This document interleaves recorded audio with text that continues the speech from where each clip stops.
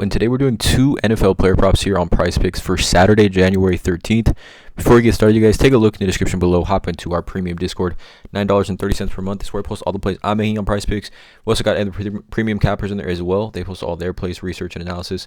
Overall, in their super positive community, everyone just trying to help each other cash. I also want to mention I'm not a gambling expert, and this is not financial advice. These are simply the plays I'm personally looking at making. Hopefully give you guys some insight and analysis to make your own player prop decisions here. Again, no one's pressing to submit on those parlays other than yourselves. So we got 2 games here from this Saturday slate. Definitely going to have another video for this Sunday slate and obviously Monday Night Football as well. But here's the Saturday slate. Cleveland versus Houston.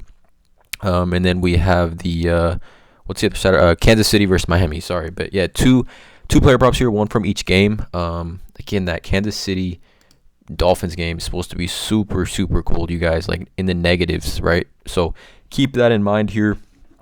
Cleveland Houston game should be a fun one. But yeah, let's not waste any time, you guys. Let's just get right into this video. Please drop a like and hit that subscribe button as well. But the first play here is going to be a wagon that we've kind of had, at least in the Discord. It's going to be David Njoku over 5.5 receptions here. I think for David Njoku, right, he has kind of solidified himself, at least this season, as a top five wide receiver. We look at him and his targets and his routes that he does run. The volume is absolutely elite. We're looking at really since Joe Flacco became the quarterback here in week 11. We're looking at 15 targets, 9 targets, 6 targets, 8 targets, 14 targets, 9 targets, and 8 targets. So it's at least seen 6+ targets and actually 8+ targets. What is that, in like 6 of 7 games with Joe Flacco as the starter? And he's actually faced Houston at Houston in the same stadium, which he's going to play tomorrow or Saturday. And he had 9 targets in that game for 6 catches. But if you take a deeper dive at that game, C.J. Stroud did not play, and it was a blowout for the Cleveland Browns. Like, they weren't really in a passing type of mode, especially in the second half. And we saw Amari Cooper go absolutely crazy for 265 as well. So I definitely think the Texans going to be looking to limit Amari Cooper in this one. And David Njoku has kind of just been that security blanket for Joe Flacco. Joe Flacco just absolutely loves David Njoku. Taking a look at David Njoku, right, he's over this line in 7 of his last 10 games. 7 of those 10 games, or sorry, 5 of those 10 games, he had exactly 6 receptions here.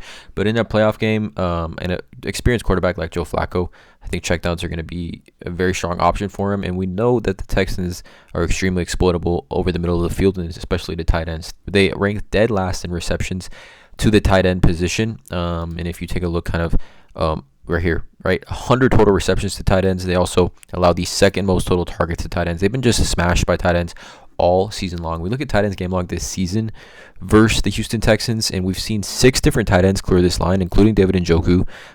But you can see here, like, I mean, even 8 tight ends have had 5 receptions, and even lower kind of usage tight ends, Kylan Granson, 4 targets, 3 catches, Foster Moreau, 4 targets, 4 catches, Tyler Conklin, 6 targets, 4 catches here, even Kate Otten down here, who doesn't see the type of volume that David Njoku does, 9 targets, 6 catches, Tanner Hudson, a wagon for us as well, 7 targets, 6 catches here, and Kyle Pittman had one of his best games of the year, 11 targets, 7 receptions against the Texans. So I like David Njoku here a lot. I was honestly expecting this line to come out or start with a little more juice than it has, but honestly thought at 5.5 by today, me recording this video, was going to bump to 6.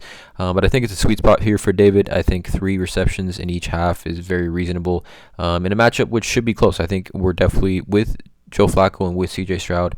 I definitely see a type of shootout atmosphere with both teams trying to move the ball down the field. So I like David Njoku over 5.5 receptions as the first play. The second play here is an interesting one. Now, I did not know where to really target this game given the temperatures, right? In Miami, not used to playing in the cold.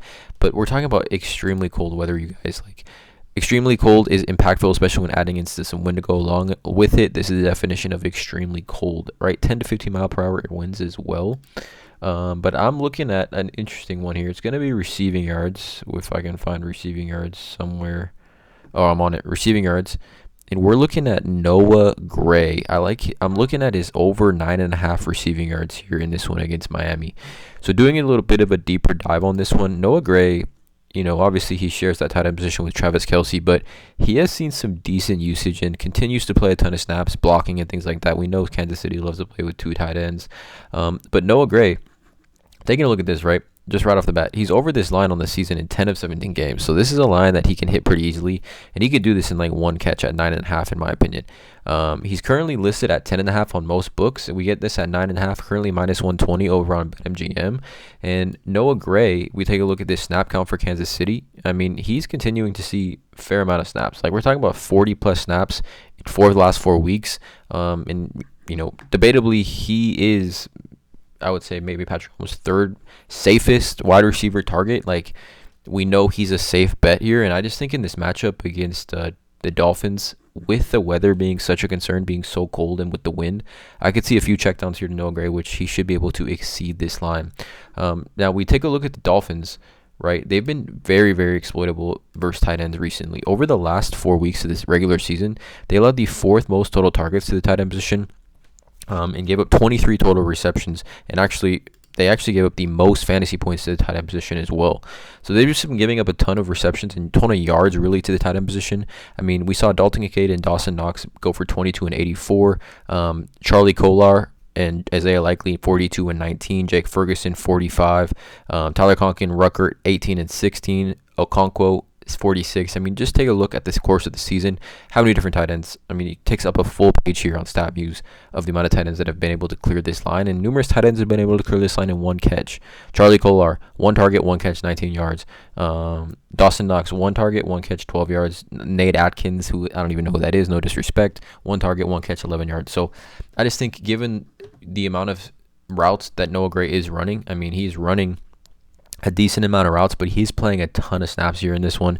And also, Noah Gray this season has faced Miami. He faced Miami earlier this season. Like, literally, he faced Miami at home, had 34 receiving yards in that game.